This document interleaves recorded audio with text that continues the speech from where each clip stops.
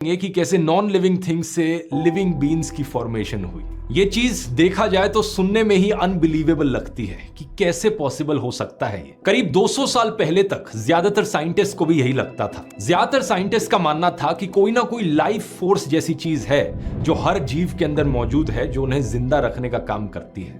लेकिन साल 1780s में एक फ्रेंच केमिस्ट एंटोनी लेवोसियर ने पहला ऐसा एक्सपेरिमेंट किया जिसने साबित किया कि शायद living things non living things से इतनी भी अलग नहीं है। इन्होंने एक गिनी पिग जानवर को लिया और उसकी बॉडी हीट को मापने का काम किया। उन्होंने देखा इस जानवर की बॉडी हीट से बर्फ कितनी जल्दी मेल्ट होती है और साथ ही साथ कितनी ज्यादा कार्बन डाइऑक्साइड ये रिलीज करता है। फिर इन्होंने कोयले के टुकड़े से मेजर किया जो same amount of carbon dioxide release करेगा और जिससे उतनी ही बर्फ मेल्ट होगी जितनी उस जानवर से हो रही थी। ये देखकर इन्होंने कंक्लूड किया लाइफ एक केमिकल प्रोसेस है। नॉन लिविंग थिंग्स और लिविंग थिंग्स दोनों सेम केमिकल प्रिंसिपल्स पर काम करती हैं। कुछ साल बाद 1790s में एक इटालियन डॉक्टर लुइगी गलवानी कुछ मरे हुए मेंढकों के साथ काम कर रहे थे। इन्होंने मेंढकों की टांगों को ब्रास हुक पर लटका रखा था और इनके हाथ में एक स्टील का ब्लेड था। गलती से टच हुआ उन टांगों पर और ये टांगे अचानक से कांपने लगी। मरे हुए मेंढकों की टांगों को कांपता देखकर इन्हें लगा कि इन्होंने लाइफ फोर्स का आविष्कार कर लिया है।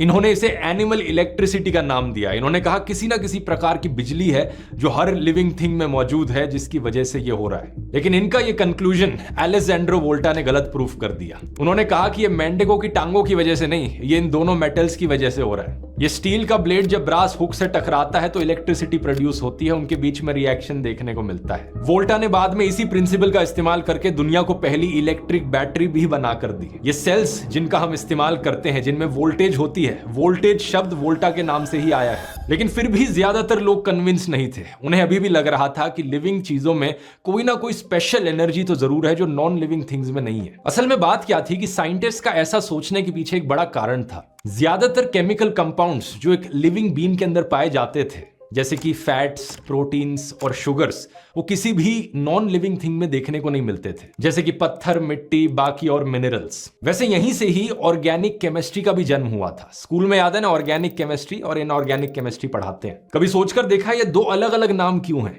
क्योंकि ज्यादातर ऑर्गेनिक कंपाउंड्स जो है वो वही है जो इंसानों और लिविंग बीन्स के अंदर पाए जाते हैं और ज्यादातर inorganic compounds non living things में पाए जाते हैं। इसलिए साइंटिस्ट ने उन्हें ऑर्गेनिक कंपाउंड्स का नाम दिया। और साइंटिस्ट को लगता था ये जो ऑर्गेनिक कंपाउंड्स हैं ये सिर्फ क्योंकि लिविंग थिंग्स के अंदर बन रहे हैं, इसका मतलब कोई ना कोई लाइफ फोर्स जरूर है जो इन ऑर्गेनिक कंपाउंड्स को बनाने का काम कर रही है। इस मिस्ट्री को सॉल्व करने का टर्निंग पॉइंट आया साल 1828 में, जब जर्मन केमिस्ट फ्रीडरिश वेलर ने गलती से एक इनऑर्गेनिक कंपाउंड से ऑर्गेनिक कंपाउंड बना दिया। अमोनियम साइनेट से उन्होंने यूरिया को सिंथेसाइज कर दिया, वही कंपाउंड जो हमारे पेशाब में पाया जाता है। इस एक एक्सपेरिमेंट ने सबको चौंका कर रख दिया। पहली बार लोग ये देखकर हैरान हो गए कि इनऑर्गेनिक कंपाउंड से एक ऐसी चीज बन सकती है जो इंसानों की बॉडी के अंदर भी पाई जाती है। यहां से ये लाइफ फोर्स का कॉन्सेप्ट धीरे धीरे खत्म होना शुरू हुआ।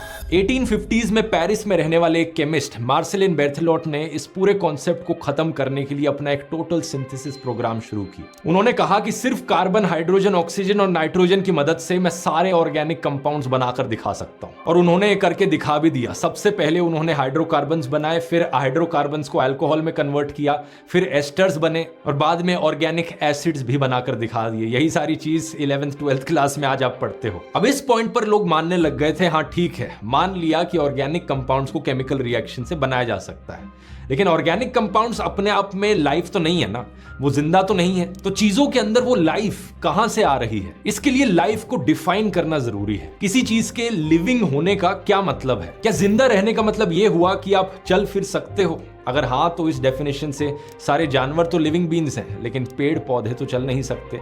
लेकिन ऐसा नहीं कि वो लिविंग बीन नहीं है। अब अगर हम कहें कि लाइफ का मतलब है जो चीजें रिप्रोड्यूस कर सकती हैं, तो इसमें प्लांट्स, एनिमल्स, बैक्टीरिया सब कुछ आ जाएगा।